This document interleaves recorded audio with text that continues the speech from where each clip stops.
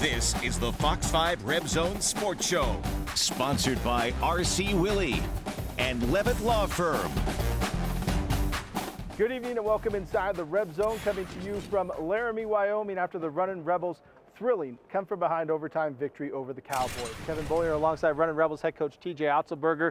Have you exhaled yet? That was quite a comeback. Yeah, our guys did a great job. It wasn't a pretty game. It was choppy on both sides for both teams. Our guys found a way late to really put things together, execute on both ends of the floor, come out with the victory. Well, let's show everybody exactly what happened. It was a slow start for UNLV, but things certainly picked up in the second half and overtime.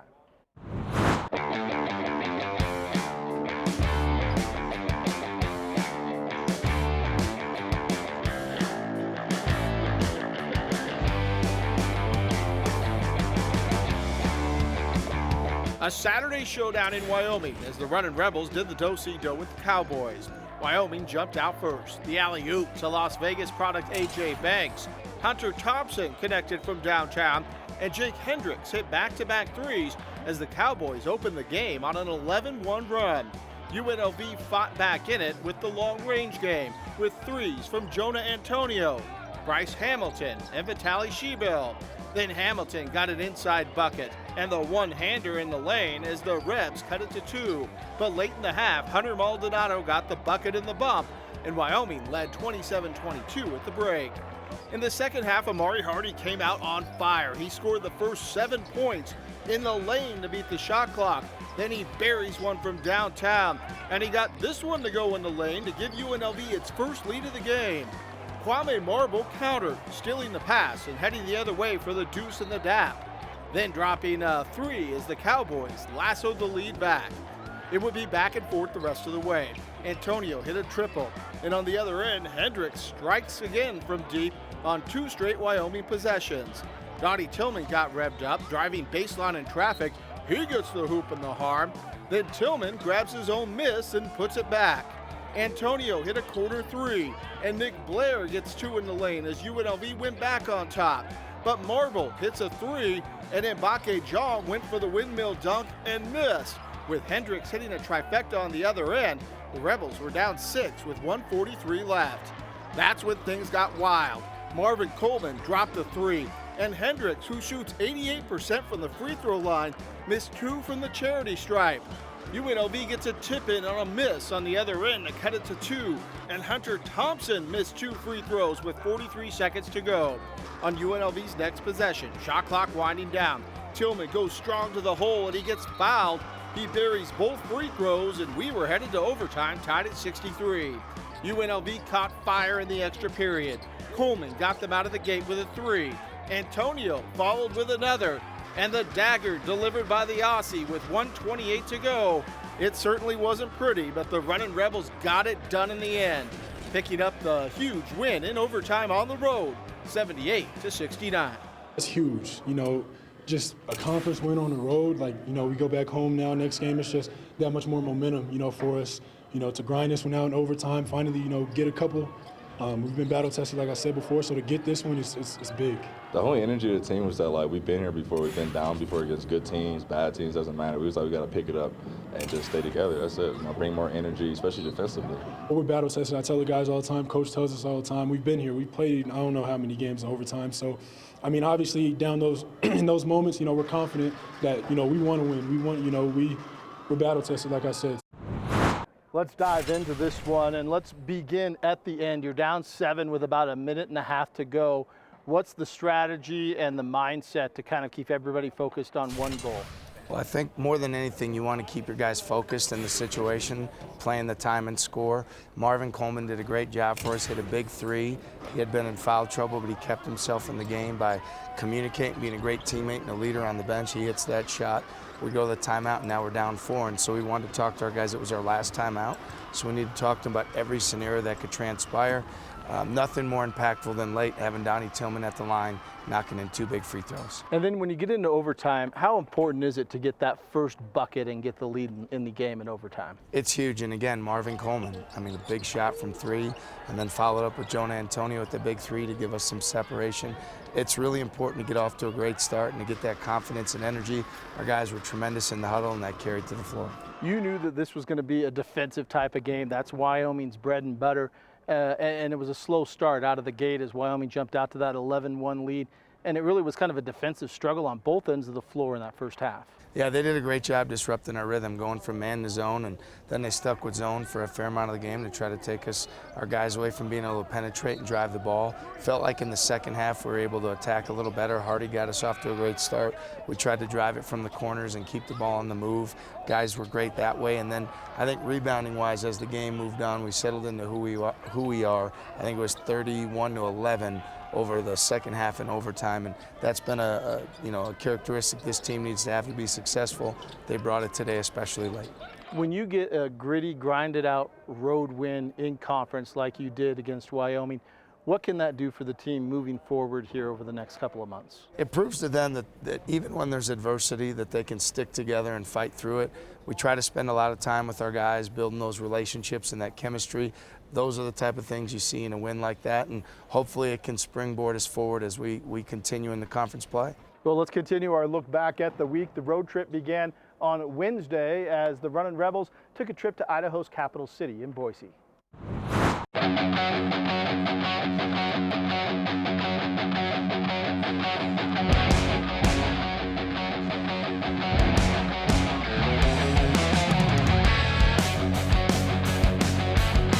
On Wednesday night, the Runnin' Rebels battled in Boise against the Broncos. UNLV got off to a fast start as Jonah Antonio banks in a jumper just before the shot clock expired. Then Amari Hardy knocks down a 3, and Marvin Coleman drives and dishes to Mbake Jong. He throws it down. The Rebs built a 6-point lead. Coleman drives to the rim. He gets the hoop and the harm. But Boise stormed back. Alex Hogg with the pass down low to R.J. Williams for the bucket and the bump. The 3-point play gave the Broncos their first lead. Bryce Hamilton hit this turnaround jumper right after that to give UNLV the lead back at 15-14. But it's the last lead that the Rebels would have the entire game. That's because Derek Alston heated up. The inside bucket to get going. Then the drive. He draws the foul and gets the bucket. UNLV stayed in it. Hamilton hard to the hole, goes glass. The big block on the other end by Jong. And Donnie Tillman provided a spark off the bench. The baseline drive, and it rolls around and down +1, and the power move to the rim for another, and the triple. 8 points by Tillman in less than 90 seconds had UNLV within 1. But late in the half, Justinian Jessup knocked down a triple, and at the horn, Alston drops a 3. Boise led 36-31 at the break. Coleman got the Rebels out of the gate in the second half with this trifecta, but Jessup hit back-to-back threes to open things back up. Then we watched a great back and forth on both ends offensively by Hamilton and Alston. Hamilton with the fall-away jumper. Alston counters with a corner 3. Hamilton with the finger roll. And Alston with the great move high off the glass for 2. And then Hardy to Hamilton for the inside lay-in as UNLV cut the Boise lead to 6 with just under 3 minutes to go. But here's the key possession of the game as the Broncos get 5 offensive rebounds and eventually score on an inbounds play. Jessup put the game away with this late 3, and the comeback comes up short as UNLV falls in Boise 73-66. When we're at home, we have a different energy. We're slapping the floor on defense, doing things like that. And I feel like, we start out slow. We let their guys get momentum, and you can't do that on the road. We picked it up probably about 6-7 minutes into the game, but, Austin already had rhythm, and, their guys were going. But, we picked it up. We kept battling, so, that's a credit to our guys. But, like I said, we can't start out games like that on the road. We talk about the Wyoming game being a little choppy. The Boise game was really kind of a choppy game for both sides as well. It just didn't seem like there was any flow to it at all. There wasn't, and for us, we need a physical game. We need our guys to on the glass and even on drives and things. It's just the nature of our team. We're playing a lot of bodies, and so we need it to be that type of game. I thought at Boise it was kind of that choppy game throughout. We had our opportunities late. We were within striking distance. A couple key plays prevented us from really taking it to a one-possession game late. We've got to make sure that we execute, especially on the road down the stretch. The margin for error is so small, and it's a good Boise team that they credit to them as well. Derek Alston is a very good player. He's going to be playing at the next level. One of those guys that you hope to contain, but you know he's going to get his points. He had a stretch in there where he kind of took the game over, and that was when they opened up their lead on you guys. He did, and he has the ability to impact the game so many ways. We really wanted to take his drive away going right. We weren't successful at that, and he made us pay. He posted some smaller guys. He was impactful on the glass. He knocked down shots. Really just a complete performance for him. I think next time we've really got to do a great job focusing our effort on shutting him down, because he got going and they went as he went. You guys did fight back to get this game close. There was one possession that really hurt you guys late. You gave up 5 offensive rebounds in one possession, and then they scored on an inbounds pass. I know the old saying, in losses, there are no losses. There are just learning moments. That was one of those learning moments that you can show on film. Yeah, I thought with Williams, I mean, we know he's got a tremendous motor, but his want to get that rebound late was above where we were as a team. And that play, and there was a free throw rebound as well. You know, with around 3 minutes to go, those are the type of plays on the road. You've got to secure those plays, take it to a one-possession game, and I think the pressure goes more on the home team, and you're kind of finding your way to claw back in. Well, we got 2 home games coming up for the Runnin' Rebels. Time for us to take our first time out. When we come back, we will preview the week ahead. That's on the backside of the break as the Red Zone rolls on. You're watching the Fox 5 RebZone Sports Show, sponsored by R.C. Willey and Levitt Law Firm. UNLV is back home for the week with a game Wednesday against San Jose State and then Saturday against New Mexico.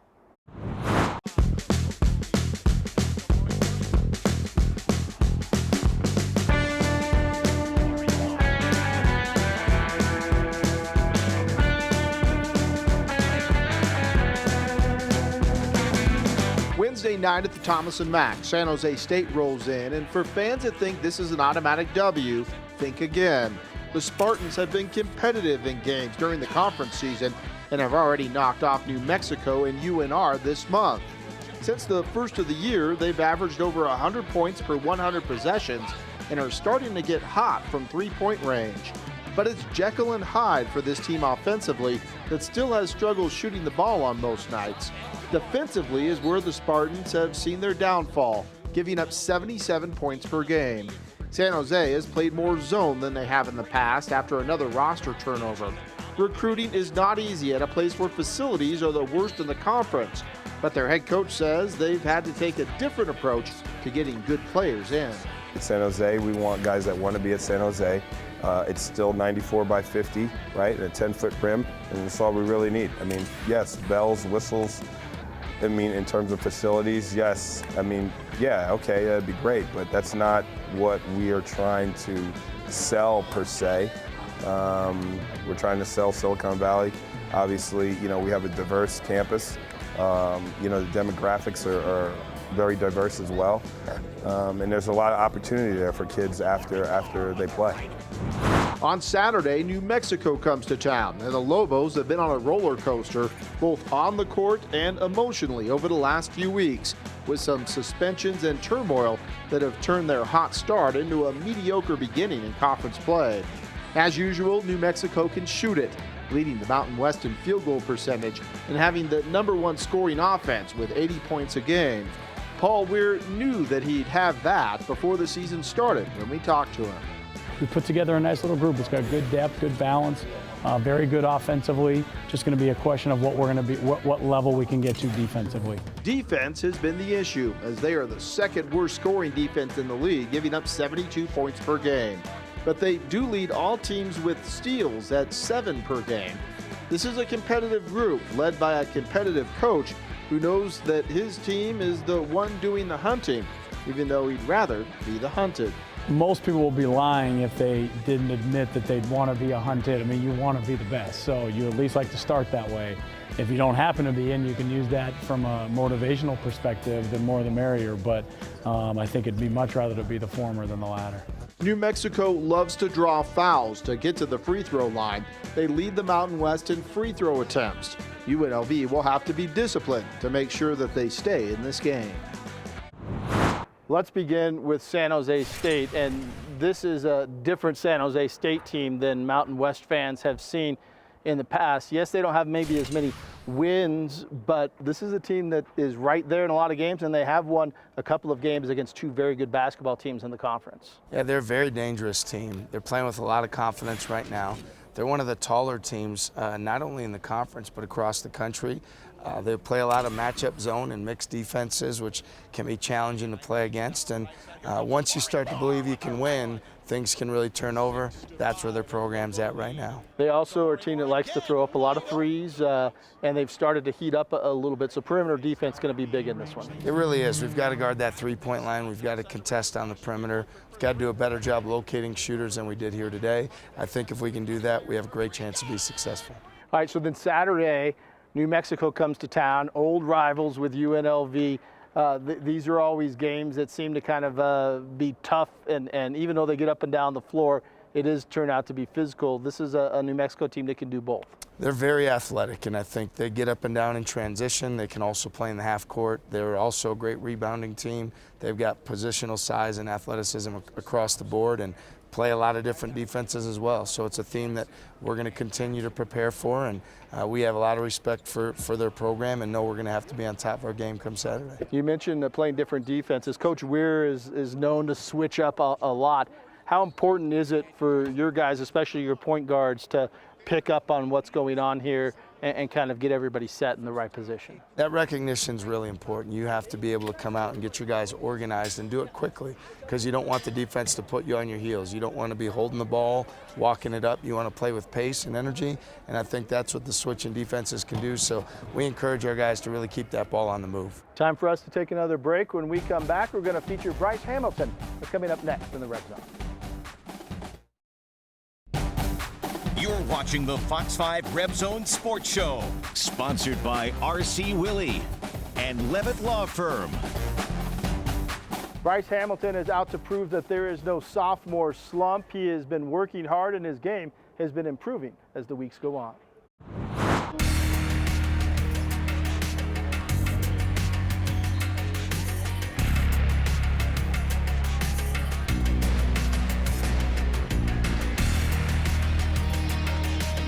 Bryce Hamilton is growing his game with each and every week. The sophomore out of Pasadena was a four-star recruit and picked UNLV over programs like Ohio State, Utah, and Arizona State. Last year was a bit of a struggle, but his offensive numbers have grown leaps and bounds this season. Many thought that he would be one of the players who transferred with the coaching change. But after a meeting with head coach TJ Otzelberger, Hamilton decided to stay put. He just talked about everything, and it just felt like the best fit for me to stay here. I liked everything that he said, and everything's been good so far. Hamilton says the biggest difference he's seen with the program this year is in practice. These practices are a lot of tense, a lot of running, run to everything, run to each drill, run and get water. It's just a lot. It's not much of a difference, but there's a little bit of difference with the different coaching styles. He credits the coaching staff with helping his game grow. Just coaches just talking to me, always building that confidence. Just helped me being able to just play more freely and just be myself. Hamilton was a frequent visitor to Las Vegas during his AAU playing days, but he has grown to love the city even more in his time at UNLV. I think it's a great city. It's much better than what I expected. It's nice weather. Not too far from Cali weather. It's pretty good. Just hot in the summer, of course, but it's pretty good so far. Now he's ready to make his second tour of the Mountain West schedule and feels that's beneficial because he's got a feel for what he's getting into. It's way better because you know what to expect, so you can be more prepared than usual. And as he gets ready to go to battle with his new teammates, Hamilton says there is a comfort level. This group became tight quickly. we clicked well right away. And, you know, we're still building that chemistry, and it will only get better from here. You talk about players that have a motor. Bryce Hamilton has a motor. He does, and you can tell when he gets into the game for us, he really brings us that spark and that energy. Just a guy that night in and night out we've come to count on. He has that look in his eye right now that he's really focused. You can see him maturing and growing as a player in front of our eyes, and really proud of the progress Bryce has made. I think especially the fans that saw him come in, and he was highly touted coming out of high school, and it is a big difference making that jump from high school and AAU ball to college, especially on the defensive end, and I think that's where he's kind of picked up his game a little bit as well. He has. I think he has a much better understanding. I think his motor is translating defensively and on the glass. That's really important for our team. And Bryce is a young 19. You know, he's young for his age and for his grade, and so we're seeing that development and progress. And the more we continue to see him defend and rebound that way, we know the offense with that energy will take care of itself. When you have somebody who does have the motor, is it hard to not rein him back when you need to maybe rein him back a little bit, or do you have to just let him go and learn from what he's doing out there? Yeah, I think with Bryce and his ability, he needs to keep that motor going. We need to get him playing at his best, and we need to have him cranked up at all times on offense, defense, and on the glass. That's how he's thriving, and that's what he brings to our team when he comes in with that spark. Somebody certainly we're going to watch the development of over the next year or two. Time for us to take our final break. When we come back, the Runnin' Rebel Plays of the Week. Stay with us. You're watching the Fox 5 RebZone Sports Show, sponsored by R.C. Willey and Levitt Law Firm. All right, Coach, good luck this week. 2 home games. We hope to see you at the Thomas & Mack on Wednesday and Saturday. That'll do it for the RebZone. We leave you tonight with the Runnin' Rebel Plays of the Week. Good night.